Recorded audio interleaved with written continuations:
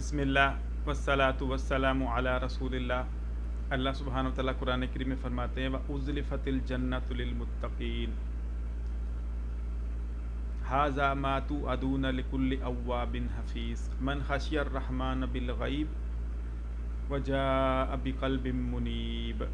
اللہ سبحانہ و تعالیٰ نے یہاں پہ اپنے نیک بندوں کی طرف اشارہ کیا ہے کہ ان کی صفات کیا ہیں۔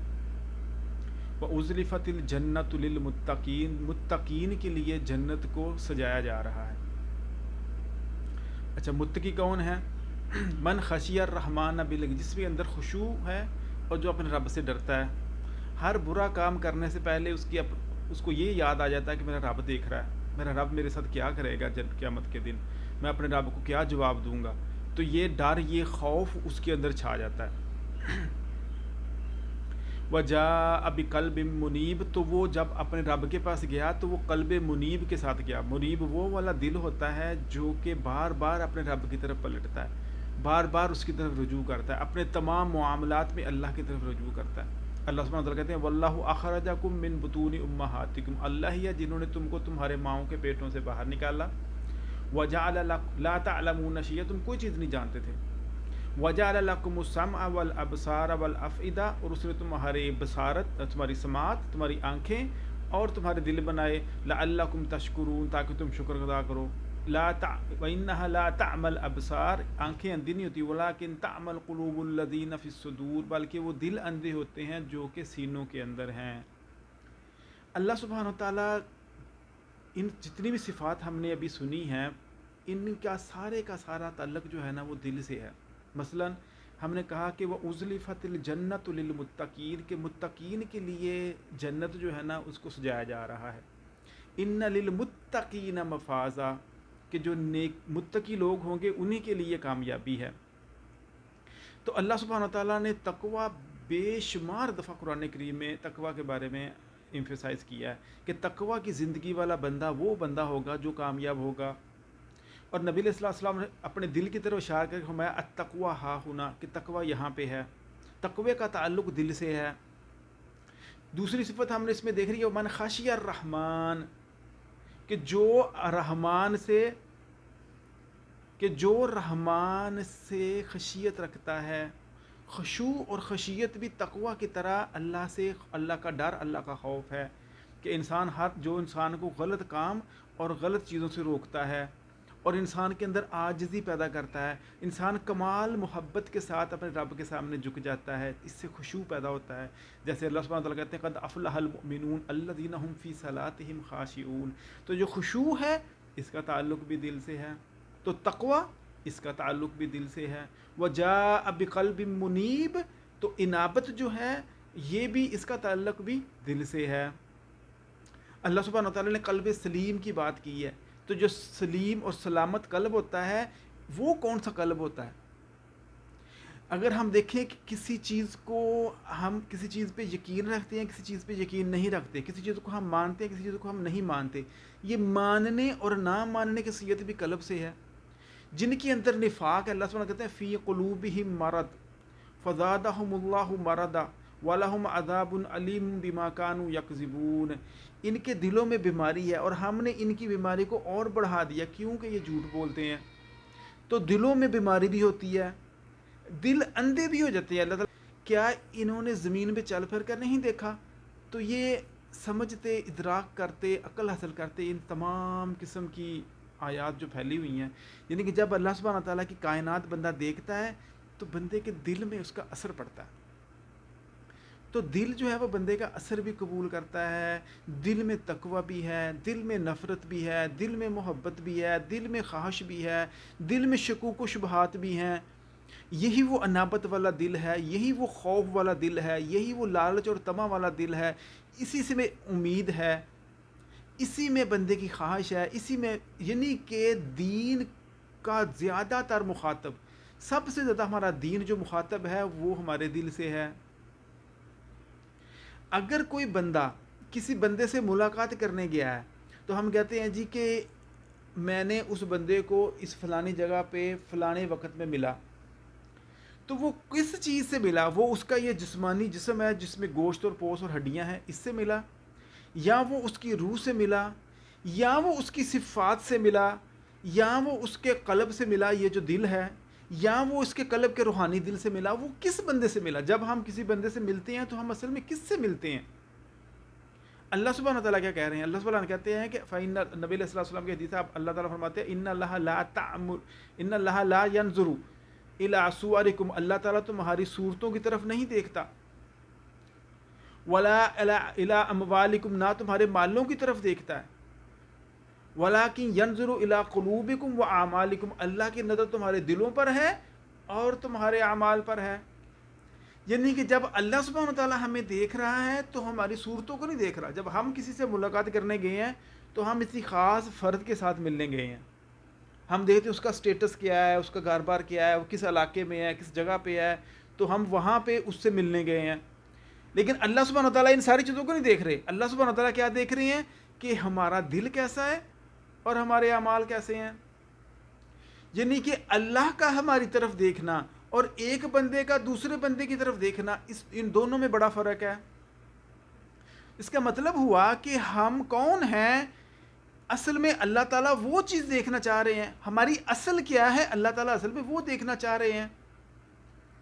یہ میرا ہاتھ ہے، یہ بھی بدل سکتا ہے، بندہ لوہے کا، لکڑی کا، پلاسٹک کا ہاتھ لگ سکتا ہے، ٹانگ میں بھی لوگوں نے لکڑی کی ٹانگیں لگائی ہوتی ہیں۔ دل، یہ جو گوشت پوست کا ٹکڑا ہے، یہ بھی کئی دفعہ بدل کے ڈاکٹر اس کو بدل کے نیا لگا دیتے ہیں۔ انسانی جسم کے بے شمار اعضاء ایسے ہیں جو کہ بدل کے دوبارہ رکھتے ہیں۔ تو پھر اصل میں انسان کون ہے؟ کیا یہ انسان بدل جائے گا ان چیزوں سے کہ یہ انسان کچھ اور ہے؟ تو ہم نے یہ سمجھنا ہے آج کے اس تھوڑے سے وقت میں کہ ہم اصل میں کون ہیں۔ جب کوئی مجھ سے مخاطب ہوتا ہے تو وہ کس چیز سے مخاطب ہوتا ہے؟ جب اللہ ہمیں دیکھتا ہے تو اصل میں وہ کیا چیز ہماری دیکھتا ہے؟ ہمیں کون سی چیز خوش کر رہی ہے، کون سی چیز ناراض کر رہی ہے، کون سی چیز نفاق پیدا کر رہی ہے، کون سی چیز تقوی پیدا کر رہی ہے، کون سی چیز ایمان پیدا کر رہی ہے، کون سی چیز کفر پیدا کر رہی ہے، کون سی چیز خواہش پیدا کر رہی ہے، کون سی چیز شکوک و شبہات پیدا کر رہی ہے، کون سی چیز مجھے طمع اور لالچ دے رہی ہے، کون سی چیز حسد پیدا کر رہی ہے، کون سی چیز تکبر پیدا کر رہی ہے۔ یہ ہم نے سمجھنا ہے کیونکہ یہ ہمارا اپنا جسم ہے۔ اللہ سبحانہ تعالیٰ کہتے ہیں وَفِي أَنفُسِكُمْ أَفَلَا تُبْصِرُونَ، کہ تم دیکھتے نہیں ہو تمہاری جان کے اندر اللہ سبحانہ تعالیٰ کی طرف سے کتنی نشانیاں ہیں۔ تو جب اللہ سبحانہ تعالیٰ نے یہ انسان بنایا، اس کو یہ مقام دیا، تو اس میں نہ صرف یہ گوشت پوش اور ہڈیاں دیں، اس کے اندر اپنی طرف سے روح بھی ڈالی۔ فَإِذَا نَفَخْتُ فِيهِ مِن رُوحِي فَقَعُوا لَهُ سَاجِدِينَ، اللہ تعالیٰ نے کیا حکم دیا کہ جب میں اس میں روح پھونک دوں تو پھر اس کو سجدہ کرنا۔ اب اس روح کو تھوڑا سمجھ لیتے ہیں۔ ایک دل تو وہ ہے جو کہ سنوبری شکل کا ہمارے دل میں یہ جو بائیں طرف لگا ہوا ہے، ایک وہ دل ہے جو بڑا لطیف ہے، ربانیہ ہے اور رحمانیہ ہے اور روحانیہ ہے۔ یعنی کہ یہ وہ دل ہے جس کا تعلق روح سے ہے، جو اللہ سبحانہ تعالیٰ سے ملا ہوا ہے۔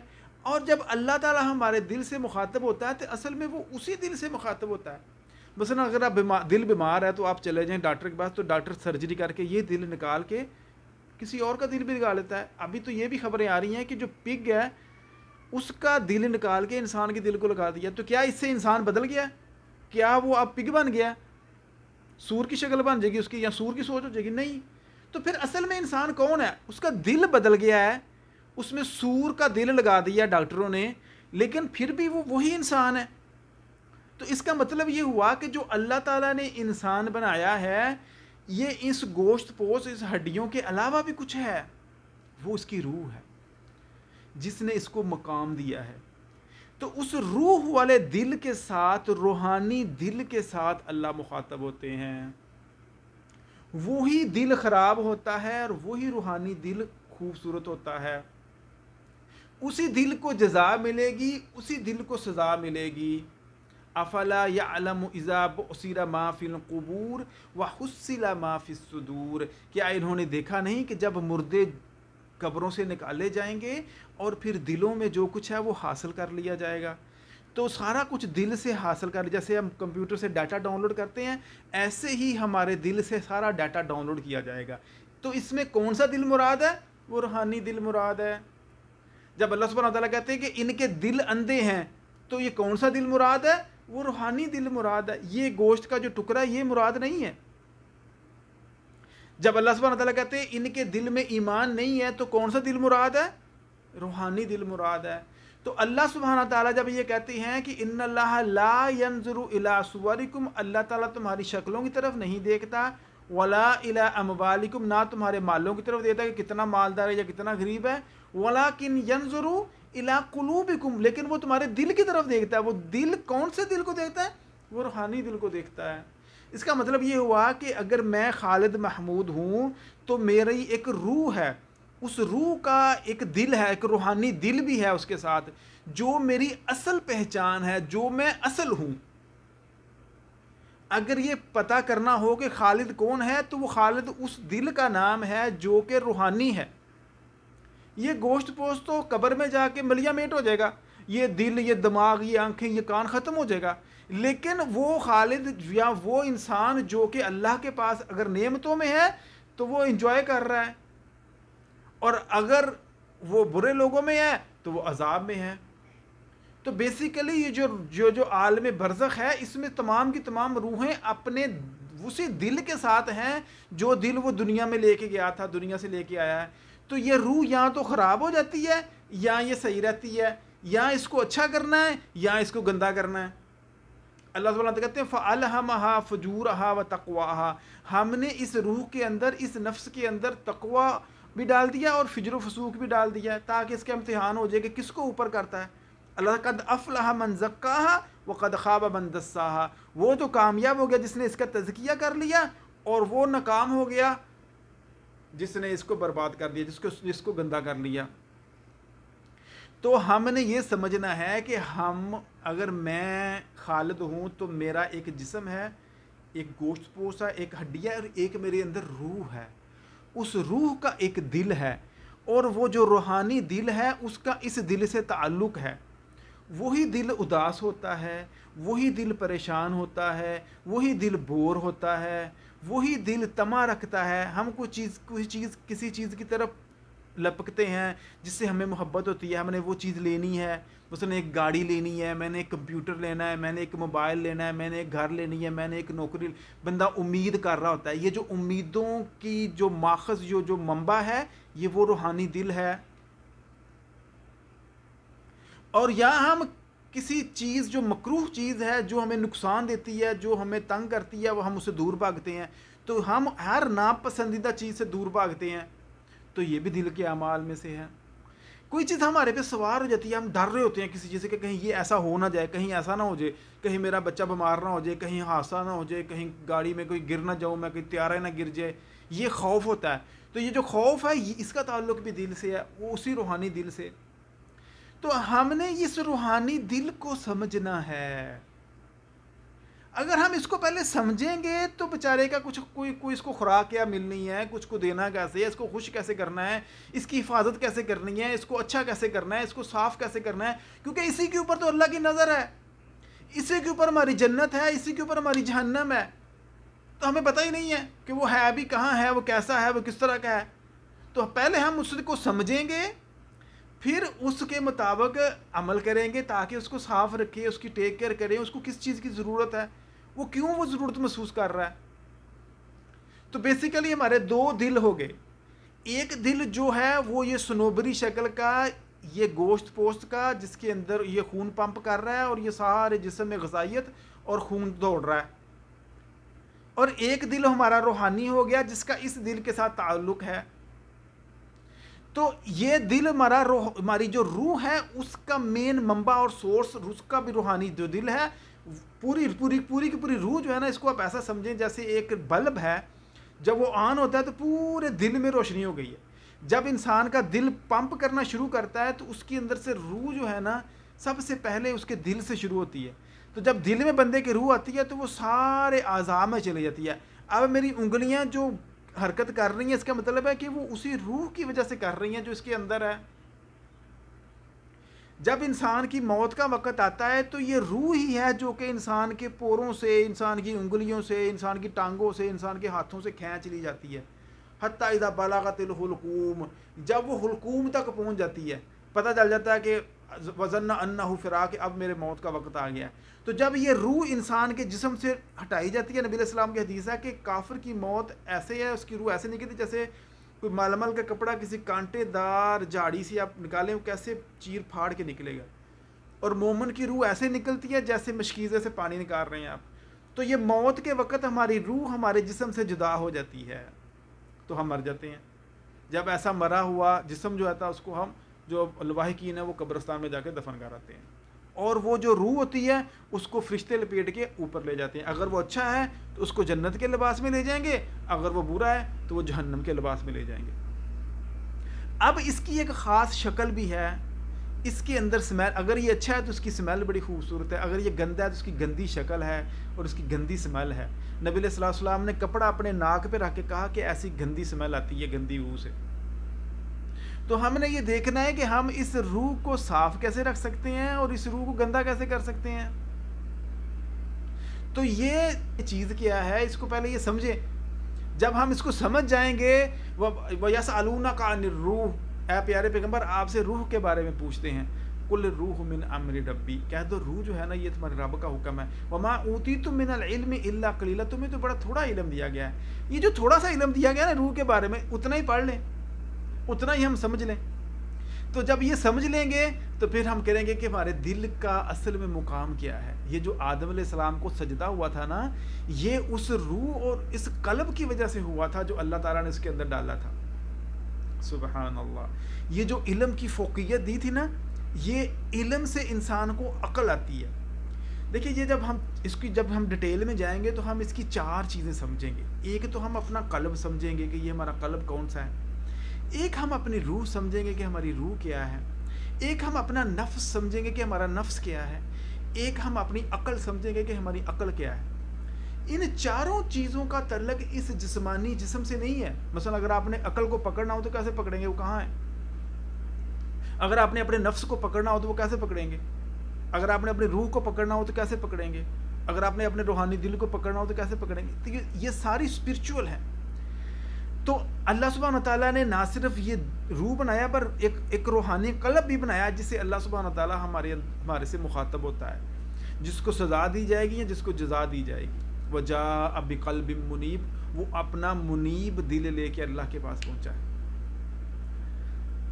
اب اسی دل کے اوپر سکینت نازل ہوتی ہے، سبحان اللہ۔ فَأَنزَلَ اللَّهُ سَكِينَتَهُ عَلَى رَسُولِهِ وَعَلَى الْمُؤْمِنِينَ، اللہ سبحانہ تعالیٰ یہ ہے جس نے مومنوں کے اوپر اور اپنے رسول کے اوپر سکینت نازل کی۔ یہ سکینت بھی اللہ کے لشکروں میں سے لشکر ہے۔ اللہ سبحانہ کہتے ہیں وَلِلَّهِ جُنُودُ السَّمَاوَاتِ وَالْأَرْضِ، اللہ تعالیٰ نے اس سکینت کو بھی اپنے لشکر قرار دیا، یہ اللہ کی باقاعدہ مخلوق ہے۔ اللہ اکبر۔ تو یہ سکینت انسان کے اوپر نازل ہوتی ہے۔ پھر اللہ سبحانہ تعالیٰ کہتے ہیں یا ایتھا النفس المطمئنہ، تو یہ نفس المطمئنہ کیا ہے یہ ہم نے سمجھنا ہے۔ قرآن نے 3 طرح کے نفس بتائے ہیں، ایک نفس الامارہ، ایک نفس اللوامہ، ایک نفس المطمئنہ۔ سبحان اللہ۔ تو اسی نفس المطمئنہ سے اللہ سبحانہ تعالیٰ کلام کرتے ہیں، فرشتے کلام کر کے کیا کہہ رہے ہوتے ہیں، یا ایتھا النفس المطمئنہ، اے مطمئن جان، ارجعی الی ربک راضیۃ مرضیہ، اپنے رب کی طرف چلو ہنسی خوشی، فادخلی فی عبادی، اس کے نیک بندوں میں داخل ہو جاؤ، وادخلی جنتی، تو اس کی جنت میں چلے جاؤ۔ تو ہم یہ سمجھیں گے کہ یہ نفس کون سے ہیں، نفس الامارہ کیا ہے، نفس اللوامہ کیا ہے، اور نفس المطمئنہ کیا ہے۔ یہ نفس المطمئنہ انسان کو کیسے ملتا ہے؟ یہ سکینت کا اگلا درجہ ہے۔ سکون ایک ٹیمپریری چیز ہے جو کہ خاص موقع پہ اللہ تعالیٰ کی طرف سے نازل ہوتا ہے، اور اطمینان ایک پرماننٹ چیز ہے جو بڑے سے بڑے مصیبت اور پریشانی کے وقت بھی انسان کے اوپر رہتا ہے، انسان کے اندر ہوتا ہے۔ وہ اپنے رب پہ توکل کرتا ہے۔ یہ توکل اور ایمان اور یقین کا ثمرہ ہے، یہ اس کا پھل ہے۔ یوں سمجھ لیں کہ ایمان اور توکل کا جو درخت ہے اس کے پھل کا نام اطمینان ہے، اور اس کے اوپر جو تھوڑے تھوڑے پھول آ جاتے ہیں کبھی کبھی جس کو اس کو خوبصورت کرتے ہیں، وہ سکینت ہے جو اللہ کی طرف سے نازل ہوتی ہے۔ تو ہم یہ سکینت پڑھیں گے، ہم یہ اطمینان پڑھیں گے، پھر ہم یہ خشوع پڑھیں گے۔ سبحان اللہ۔ یہ خشوع کیا ہے؟ جب یہ خشوع آئے گا تو پھر تقویٰ دیکھیں گے کہ تقویٰ کیا ہے، اور یہ جو ڈیفرنٹ حالتیں ہیں ہمارے دل کی، ہم ان کو غور کریں گے۔ پھر دیکھیں گے جب ہمیں یہ سارا سمجھ آ گیا تو پھر دیکھیں گے کہ اس دل کی ساخت کیسی ہے، یہ شیطان کے حملوں سے کیسے بچ سکتا ہے، اس کے دروازے کتنے ہیں. اللہ تعالیٰ کہتے ہیں کہ ام علی قلوب اقفالها، کیا ان کے دلوں پر تالے لگے ہوئے ہیں. تو تالا تو دروازے پہ لگتا ہے، تو اس کا مطلب ہے دل کے کچھ دروازے بھی ہیں. اللہ اکبر. ہمیں ان دروازوں کا پتہ کہ وہ دل کے دروازے کون سے ہیں، اور کئیوں کے ان دروازوں پہ تالے لگے ہوئے ہیں. اللہ اکبر. اللہ تعالیٰ سے دعا ہے کہ اللہ تعالیٰ ہمیں اس سیریز میں ان ساری چیزوں کو ہم آہستہ آہستہ تھوڑا تھوڑا کر کے سمجھیں گے انشاءاللہ. تو یقیناً ہمیں اللہ سبحانہ تعالیٰ توفیق عطا فرمائے گا انشاءاللہ کہ ہم یہ ساری چیزوں کو سمجھیں. جب ہم اس کو سمجھ جائیں گے نا، جہالت جو ہے وہ ایک سب سے بڑا المیہ ہے. ہمیں یہ بھی نہیں پتہ کہ ہمیں نہیں پتہ. ہمیں سب سے پہلے ہم نے یہ دیکھنا ہے کہ ہمیں کن کن چیزوں کا نہیں پتہ، پھر ہم ایک ایک کر کے ان چیزوں کو آسان طریقوں سے سمجھیں گے تاکہ ایک عام سا بندہ بھی ان کو سمجھ سکے اور ان کو صاف ستھرا کر سکے. کیونکہ یہی چیزیں اللہ کی طرف جانی ہیں. یہ جسم تو بیچارہ جس میں ہم لولی کریم لگا لگا کے اس کو دھوتے رہتے ہیں، یہ تو بیچارہ قبر میں چلا جانا ہے. تو اصل میں تو ہماری روح اور قلب ہے نا جو اللہ کی طرف جانا ہے، جس کو اللہ، جس کی نظر، اللہ کی نظر جس کے اوپر ہے. اللہ سبحانہ تعالیٰ کہتا ہے ان اللہ لا ينظر الى صورکم ولا الى اموالکم ولکن ينظر الى قلوبکم واعمالکم. السلام علیکم ورحمۃ اللہ وبرکاتہ.